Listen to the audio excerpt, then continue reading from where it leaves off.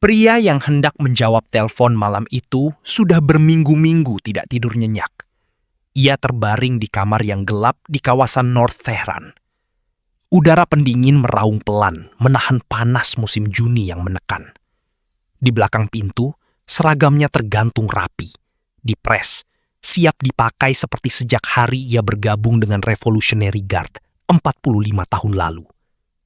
Di nakas samping ranjang, sebuah gelas air setengah tersisa, belum sempat dihabiskan. Ponselnya bergetar. Ia meraih perangkat itu.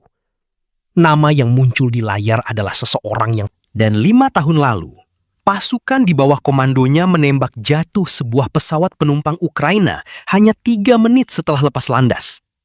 76 orang, mahasiswa, anak-anak, pasangan baru, termasuk seorang anak perempuan berusia 9 tahun yang bepergian bersama ibunya. Semuanya tewas. Hajade muncul di televisi. Ia berkata ia berharap dirinya mati. Pada peringatan bencana itu, ia kembali tampil dan mengabaikan para korban, lalu menyebut tragedi tersebut sebagai hari kehendak Tuhan dan sebuah kemenangan yang agung. Ia tidak pernah diteliti, tidak pernah diturunkan pangkat, tidak pernah didakwa. Malam itu, ia bersiap, memakai pakaian, berjalan keluar dari apartemennya, lalu mengemudikan mobil melewati jalan-jalan yang kosong menuju sebuah bunker yang telah ia gunakan berkali-kali. Sementara itu, di seluruh kota, di pusat komando bawah tanah, berkumpullah para pemimpin kunci, kepala pasukan drone, komandan pertahanan udara, serta para perwira senior dari setiap cabang divisi Dirgantara IRJC. Mereka mengikuti prosedur. Koordinat bunker sudah terkunci di sebuah sistem panduan berjarak 1.500 km. Di atas Teron, di langit yang sunyi dan tak terlihat, titik balik mulai terjadi. Lebih dari 200 pesawat tempur Israel melesat memotong gelapnya langit menuju Iran, membawa lebih dari 330 munisi yang diarahkan ke lebih dari 100 target di seluruh negeri. Namun, serangan udara hanyalah sebagian dari rencana. Pada saat yang sama, agen Mossad di dalam Iran mengaktifkan pangkalan drone rahasia yang mereka bangun selama berbulan-bulan di tanah Iran. Tim komando yang bersembunyi dekat baterai pertahanan udara selama berminggu-minggu menyalakan senjata presisi. Lebih dari 100 warga Iran yang direkrut, dilatih, dan dipersenjatai oleh intelijen Israel menempati posisi mereka di berbagai lokasi. Dalam 12 menit, 30 komandan militer paling berbahaya di Iran akan hilang. 9 ilmuwan nuklir teratas akan diserang di rumah mereka dengan senjata yang sifatnya bahkan tidak pernah diungkapkan secara jelas. Dan Republik Islam akan terbangun untuk menemukan bahwa struktur komando militer, sistem yang mengendalikan 500.000 prajurit, ribuan rudal, dan armada drone terbesar di Timur Tengah, tidak lagi ada. Mereka menamakannya Red Wedding. Namun peristiwa itu tidak benar-benar dimulai malam itu. Ia dimulai 7 bulan sebelumnya, dengan sebuah jam yang tidak diketahui mayoritas dunia. Pada Mei 2025, Badan Energi Atom Internasional, IAEA, menyerahkan laporan yang mengubah perhitungan para kepala intelijen di dunia barat.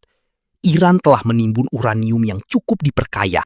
Yang terjadi berikutnya adalah sprint 7 bulan menuju perang, disamarkan hingga menit terakhir sebagai perdamaian.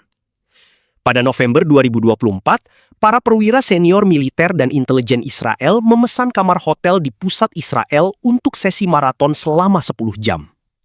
Tugas mereka sederhana untuk diucapkan, nyaris mustahil dilakukan. Mencari cara menghancurkan komando militer Iran, program nuklir, dan menetralkan pertahanan udara dalam satu pembukaan serangan. Pada Maret, setelah 120 perwira menghabiskan berbulan-bulan di markas unit 82000 menyeberangkan ribuan sumber informasi, mereka menemukan jawaban yang mengubah segalanya. Tembok pertahanan udara Iran terlalu maju untuk dipecahkan dari luar, dianggap mustahil. Maka mereka memutuskan memecahnya dari dalam. Di bulan Februari, Perdana Menteri Benjamin Netanyahu terbang ke Washington untuk pertemuan pertamanya dengan Donald Trump pada masa jabatan kedua. Kunjungan kenegaraan pertama bagi pemerintahan baru itu. Di Oval Office, Netanyahu menyodorkan 4 skenario. Serangan eksklusif Israel, serangan Israel dengan bantuan Amerika minimal, kerjasama penuh, atau serangan yang dipimpin Amerika Serikat. Donald Trump memilih diplomasi terlebih dahulu, memberi Iran tenggat waktu untuk merundingkan hilangnya ambisi nuklir. Namun perencanaan berlanjut. Berbagai jalur berbagi intelijen dipercepat. Semua orang yang ada di ruangan itu memahami kesepakatan yang tidak diucapkan. Jika pembicaraan gagal, kita bergerak. Lalu selama 4 bulan berikutnya, terjadi sesuatu yang bukan hanya operasi intelijen. Ia dibuat seperti panggung sandiwara yang begitu teliti hingga menipu aparat keamanan Iran, media internasional, dan sebagian besar intelijen dunia. Panggung itu disiapkan dalam proses negosiasi. Amerika Serikat dan Iran telah berdiskusi sejak April. Ronde ke-6 pembicaraan nuklir dijadwalkan pada 15 Juni di Oman. Utusan khusus Amerika diumumkan akan hadir. Pejabat Israel membocorkan bahwa Direktur Mossad akan bertemu utusan itu lebih dulu untuk membahas perkembangan. Berita-berita pun bermunculan. Apakah kesepakatan mungkin dibuat? Apa garis merah Iran? Semua itu bagian dari sandiwara. Intinya, pembicaraan itu sudah mati. Yang hidup hanyalah operasi. Untuk mempertahankan fiksi tersebut, kedua pemerintah sengaja membangun retakan di antara mereka, termasuk melalui kebocoran isu ketidaksepakatan. Setelah panggilan 9 Juni, semuanya yang muncul di publik setelahnya adalah koreografi. Netanyahu sendiri ikut memainkan peran. Kantornya mengumumkan bahwa ia tidak akan membatalkan liburan akhir pekan di wilayah utara. Pernikahan putranya, Aner, dijadwalkan pada Selasa berikutnya. Polisi Israel menutup akses dengan pagar dan penghalang besi di sekitar lokasi acara mewah, Ronitz Farm di Kabut Yakum. Catering diatur. Protokol keamanan disiapkan. Undangan dikirimkan. Bahkan keluarga Netanyahu percaya bahwa semuanya benar-benar terjadi. Padahal pernikahan itu ditunda secara rahasia. Keluarganya tidak tahu. Lalu Trump memberi anggur terakhir. Pada 12 Juni, hari sebelum semuanya, Donald Trump berdiri di hadapan wartawan dan menyatakan Amerika Serikat dan Iran cukup dekat pada kesepakatan, serta ia tidak ingin Israel ikut campur. Padahal pada saat itu, pilot-pilot Angkatan Udara Israel sedang menerima pengarahan terakhir di Gurun Negev. Pada saat yang sama, 200 pesawat tempur Israel sedang diisi bahan bakar dan dipersiapkan di landasan berbagai pangkalan. Beberapa jam kemudian, ketika pesawat-pesawat itu terbang ke udara, Trump memposting di Truth Social bahwa Amerika Serikat tetap berkomitmen pada solusi diplomatik. Kalimat-kalimat itu sudah hidup di dunia maya, sementara pesawat sudah berada di langit. Iran percaya, negosiasi terjadi, Amerika menahan Israel. Perdana Menteri pergi berlibur, putranya menikah. Tidak ada alasan untuk mengharapkan serangan. Namun kebohongan itu hanya permukaan. Di bawahnya, sesuatu yang jauh lebih berbahaya sudah bertahun-tahun dibangun di dalam Iran. Mossad intelijen Israel telah menyusup ke Republik Islam di setiap lapisan. Menurut analis pertahanan, Israel memiliki sekitar 30 hingga 40 sel aktif di Iran. Sebagian besar bukan warga Israel, melainkan orang-orang Iran yang direkrut karena ideologi, uang, atau paksaan. Mereka dilatih oleh pengendali Mossad dan ditempatkan dalam posisi siap eksekusi untuk operasi yang mungkin tidak pernah datang. Ada yang mengumpulkan intelijen, ada yang menyelundupkan peralatan, ada pula yang menjalani hidup normal, bekerja, membesarkan keluarga, menghadiri sholat Jumat, menunggu sinyal yang akan mengubah semuanya. Risiko yang mereka pikul tak terukur. Iran tidak memaafkan pengkhianatan atau kasus spionase. Aparat intelijen Iran, yang sama dengan IRGC intelijen yang hendak dipenggal oleh Mossad, memiliki catatan sejarah tentang mendapat pengakuan dengan metode ekstrim. Di tahun-tahun setelahnya, puluhan orang ditangkap dan diadili karena tuduhan spionase. Sebagian benar-benar bersalah, sebagian besar, hampir pasti, tidak. Namun semuanya berada dalam suasana rezim yang panik dan ingin membuktikan bahwa mereka bisa menemukan pengkhianat. Setiap agen yang direkrut Mossad tahu ini. Setiap pagi mereka bangun, pergi bekerja, tersenyum kepada tetangga, dan menyimpan rahasia yang jika terungkap akan mengakhiri hidup mereka.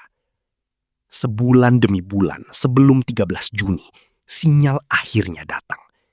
Agen Mossad mulai memindahkan komponen-komponen untuk ratusan drone serang ke dalam Iran. Komponen datang dalam koper melalui bandara komersial, menggunakan truk melintasi perbatasan dengan dokumen palsu, atau lewat peti kemas melalui pelabuhan negara ketiga. Jika ada satu saja pengiriman yang terintersep, jika satu petugas perbatasan membuka kontainer yang salah, jika satu agen diikuti ke alamat yang salah, seluruh rancangan akan runtuh dan semua pihak yang terlibat menghadapi hukuman mati. Tidak ada yang terintersep. Tim-tim merakit drone. Pangkalan drone, sebuah platform serangan penuh yang disembunyikan di tanah Iran, mulai beroperasi dekat Tehran. Targetnya sudah diprogram. Peluncur rudal permukaan ke permukaan di pangkalan IRGC Aerospace Forces Esabat, senjata yang akan digunakan Iran untuk serangan balasan pertama. Selain drone, Komando Mossad menempatkan tim-tim presisi di dekat instalasi pertahanan udara paling kritis. Mereka menyembunyikan sistem senjata berpemandu presisi dalam kendaraan yang tampak sipil, lalu menaruhnya di area terbuka dekat baterai rudal. Sampai pada hari-hari akhir sebelum 13 Juni, menurut laporan setelah perang, orang itu melakukan sesuatu yang bertentangan dengan naluri bertahan hidup. Atas instruksi Mossad, ia sengaja membocorkan tanggal serangan Israel kepada Salami. Ini terdengar gila. Mengapa Mossad memberitahu target paling penting kapan serangan akan terjadi? Karena mereka tidak ingin Salami menghindar.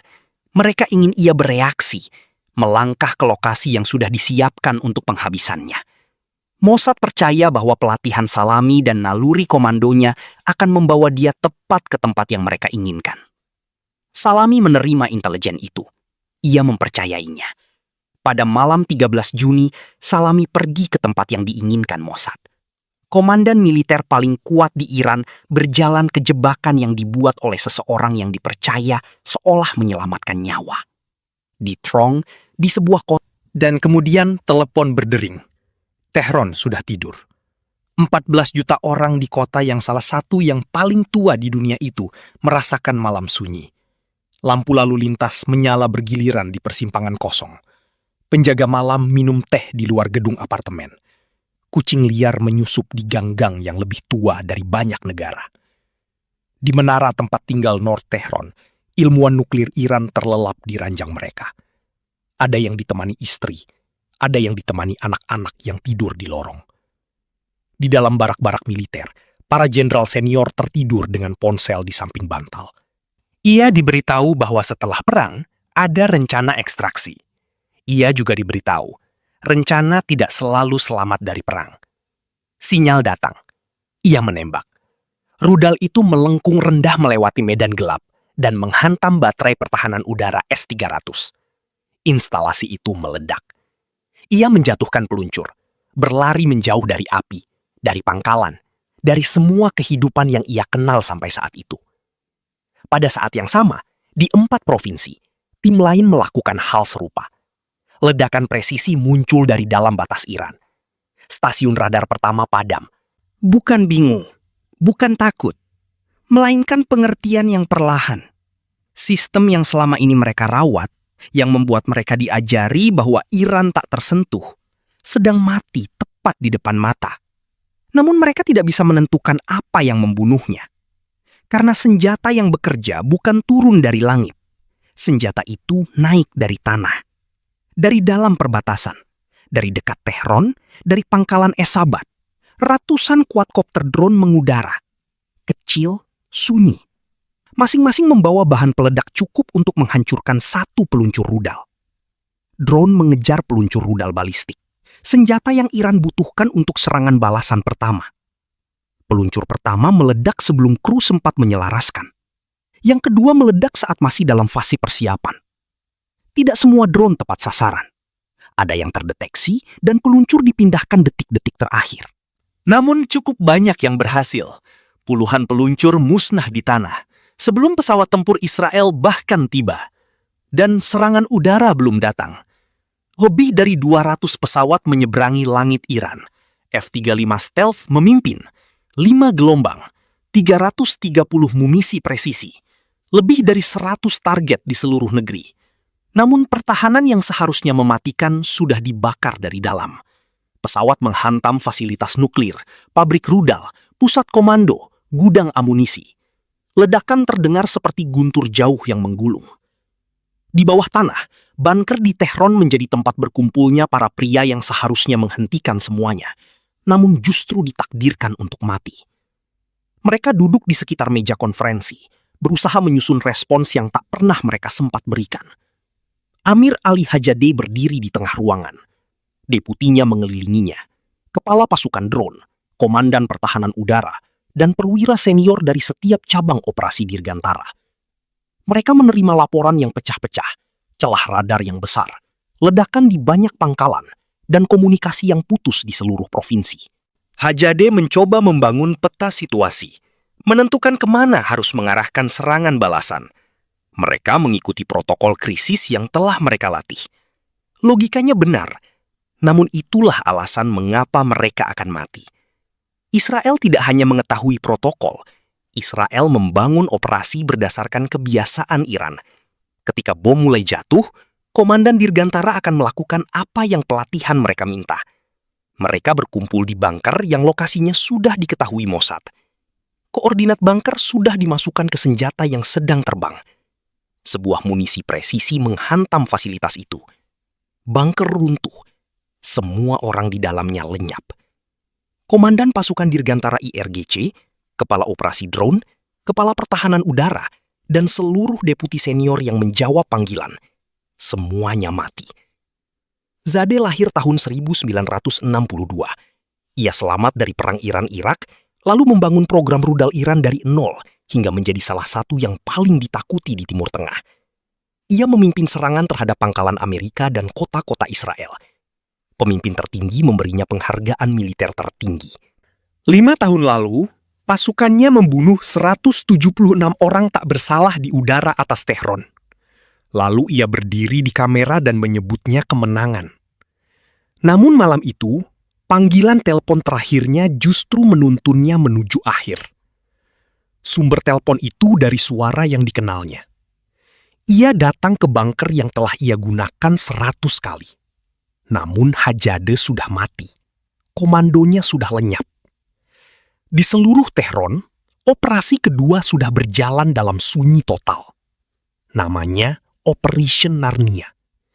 Sebuah nama seperti dari dongeng untuk peristiwa yang seharusnya tidak mungkin. Bertahun-tahun sebelumnya, puluhan peneliti di divisi intelijen IDF membangun berkas tentang para ilmuwan nuklir Iran. Bukan teknisi atau peneliti muda, melainkan para pemegang pengetahuan puncak yang tak bisa dipelajari dari buku. Mereka melacak 400 nama dari arsip nuklir Iran yang dicuri. Nama-nama itu dipersempit. 100, lalu 12. Setiap ilmuwan dipantau. Alamat rumah, rutinitas, detail keamanan mereka. Sifat senjata itu tidak pernah diungkap. Namun yang diketahui, 9 orang itu diserang saat mereka berbaring, sementara keluarga mereka tidur di samping. Yang ke-10 terkena serangan tidak lama setelahnya.